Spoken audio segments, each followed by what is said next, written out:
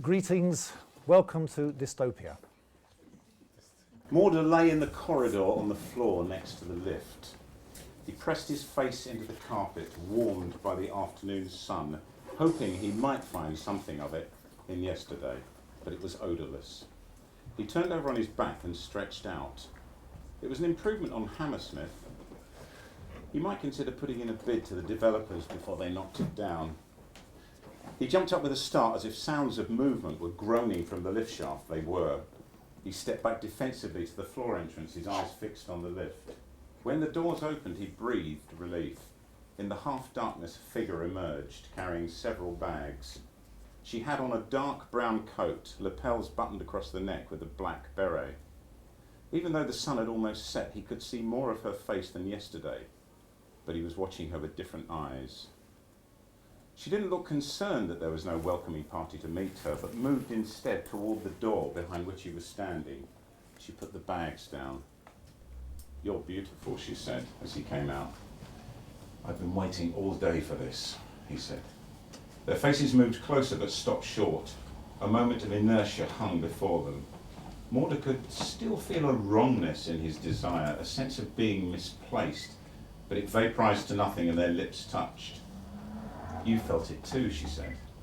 He tilted his head and pushed his tongue past her lips. The kiss was a lot better this time. "It's not me, it's this fucking world," he said as they sat down in the kitchenette. She took out a bag of crusty rolls that proved to be as hot as the flask of soup she poured out for them. "But we're here, aren't we? It's happening." "We have to talk," she said. Her tone was out of key with the kiss he was still tasting. "I can't keep you here for too long.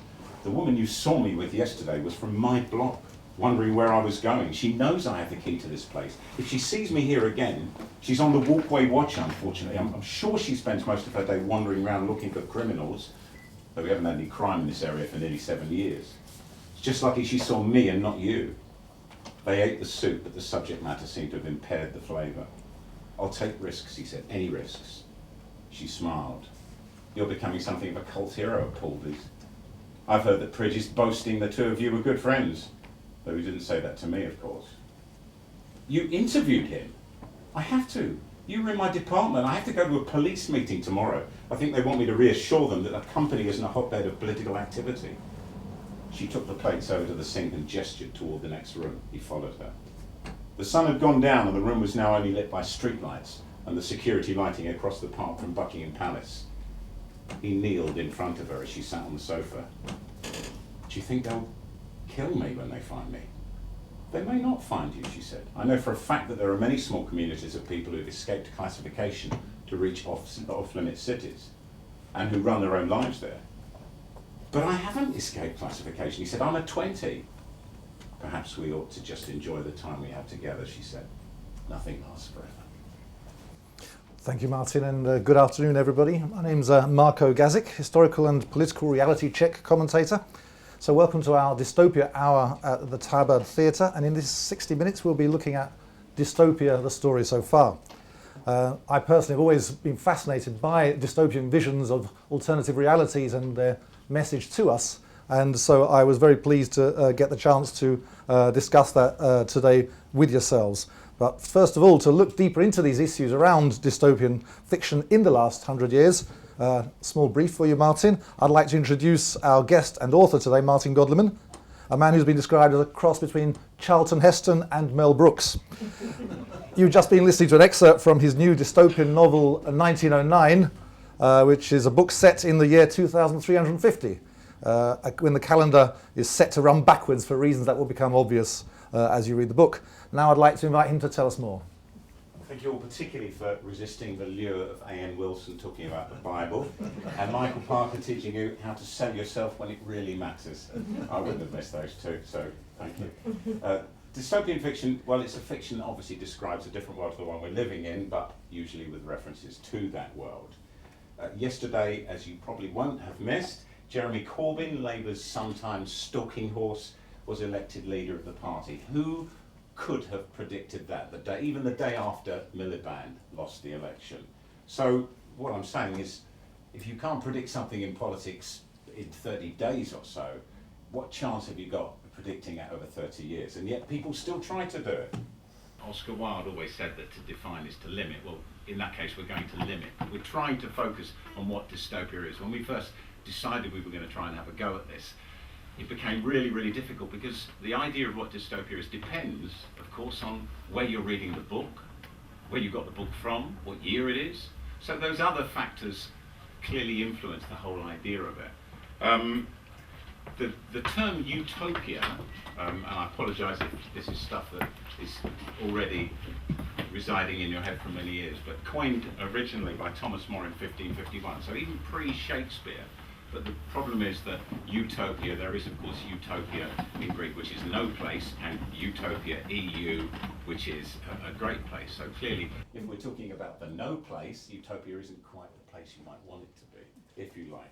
So, but he described it as a world in which religious, social and political differences have been overcome. And supposedly, if that can happen, you create a perfect society. I always think there's some kind of flawed logic there. I'm not quite sure how he made that leap, but that was what he said. But it was 300 years later, 317 years later, that the word dystopia, that we have evidence anyway that it was first coined by John Stuart Mill, who was an English utilitarian. And in those days, academics and that often had the opportunity to speak in the House of Commons, and he was talking about the Irish Land Act, and he said, well, far from a utopia, this is like a dystopia. It was a word that he actually coined. So people argue whether someone has said it before, so I mean, we could argue about that all night, but we're going to accept that Stuart Mill was the one who did this. This is 1868.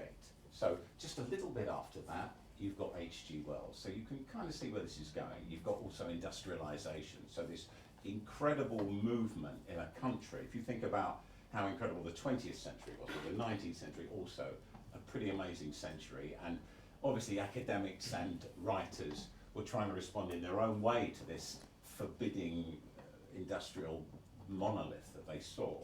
And obviously H.G. Wells was one of the first academics in writing science fiction, and but as I say, probably as a reaction to that kind of thing.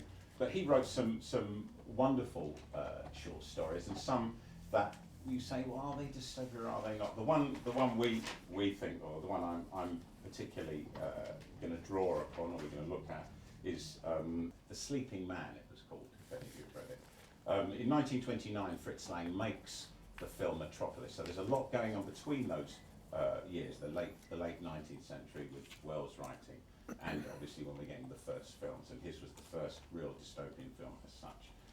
Only just the version of it has come out, which is as close to the original as we can get. Prints having been lost for years. They found one in a library in Argentina or something. Which of course is a good place to find things, I would think. Probably found a few more things that they didn't tell us about. But a few years before 1929, which is when things really start kicking off in the 20th century, there's a novel written by a 36-year-old Russian man who spent time in England. And Marko's going to tell you about.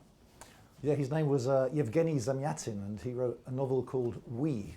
And We was basically a dystopia masquerading as a utopia, in which all the characters basically live in something called the one state, which is basically it would be a theocracy, except there's no God involved. Everyone has to obey. People are just numbers, interchangeable numbers, men and women. Happiness comes from unthinkingly obeying any order given to you, like machines, while you collectively chant anthems to the one state or odes to the multiplication table, and you watch as dissenting poets, for example, get ritually executed for writing non-politically correct poems. Drinking or smoking, also punishable by death, and everyone lives in glass houses, obviously not throwing any stones, for about 22 hours of their day, so they're perfectly visible and have no privacy almost. The leading work of literature that they refer to is the railway timetable, which is from ancient times, so that's the one they think is a measurement of our own literacy. Vouchers are required for sexual activity, pink-coloured. All activity from music to human relationships has got to conform to mathematical kind of strict equations, which for those of us who aren't very good at maths like myself would have been a terrible world to live in.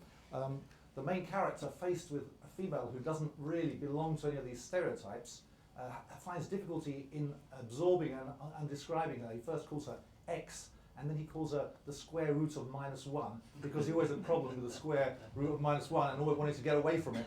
But he actually finds himself very drawn to her. But the fundamental thing about this book is that the choice that he argues we have to make between freedom and happiness, and he puts it very well in 3 sentences when the all-powerful benefactor, who's at the top of the tree and runs everything, finally meets the protagonist and says to him, I ask this question, what is it that people beg for, dream about, torment themselves for, from the time they leave swaddling clothes? They want someone to tell them once and for all what happiness is, and then to bind them to that happiness with a chain. What is it we're doing right now, if not that? The ancient dream of paradise. Remember, in paradise they've lost all knowledge of desires, pity, love. They are there blessed with their imaginations surgically removed. Angels, the slaves of God. So that's effectively what the offer is. And Zamyatin, growing up in a very traditional Russia, has to take a view on that. So what inspired him to write such a dystopia? Well, initially his father, a Russian Orthodox priest, would have inculcated him with the ideas of staying true to ancient customs, obeying strict norms. Now, he himself left all that behind him, but in his world of one state, the ancient traditions have gone and are scoffed at, but the adherence to strict norms remains. So that's one element in which the shape of the one state is created. In his own life, Zamyatin joined the original Bolshevik party in around about 1905, gets exiled to the remote countryside, so gets a very good rural experience, as it were, which he uses as the basis of his book in positing a war between city and country, between entropy and energy, and that's where he gets that particular thing from. I don't think I'll take that call. So basically, Might be the railway timetable. the war comes, the First World War, and he finds himself going to Britain. And Zamyatin is a very big Anglophile. He loves Britain, does analyses of H.G. Wells, another early dystopian, and is very influenced by both the people he reads and the society he comes in. So essentially, he's gone from a Tsarist rural society into a British democratic society. He also finds himself going back to Russia in 1917 in the middle or just before the second Bolshevik Revolution, and suddenly everyone is now talking about totally changing society. And he is, in the space of about 3 years, seen 3 completely different social projects going on. And so it's natural for somebody in that situation, a writer, to say, where the hell is all this heading? And that's what probably gave him the idea of the book. And in his book, he sets up this thing called the one state. Now, why doesn't he just say state? Why one state? And really, to understand that, you have to understand that when the Bolsheviks took over Russia, it came under attack from many allies around who wanted the Bolsheviks, obviously, to be beaten. So the attack on the Russian state in the 3 years he was writing that book, 1918 to ultimately to 1921, carved it up into mini-states controlled by opposing factions. So instead of being one unified state, it consisted of many.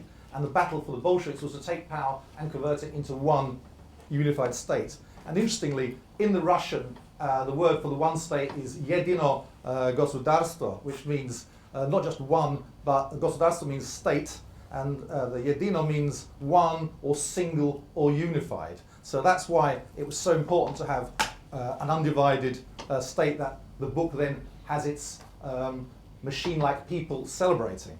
And because machine-like is the key thing here, because in the book everyone seeks security and happiness in literally behaving like machines as much as they can, with all their activities totally regimented. And this also comes from the Bolshevik Revolution, where at the time they were talking about getting humans to be perfect as much as possible so they could create a new socialist utopia out of that. And they were very influenced at that time by a guy from America called Frederick Taylor, who wrote about scientific management, whereby every job you did had to be exactly set out in the tiniest gesture, so that no time would be lost in doing it. So those influences. 0 hours contract. Exactly. But anyway, that is Zavyatin. So how did dystopian fiction develop following the publication or the translation of the book?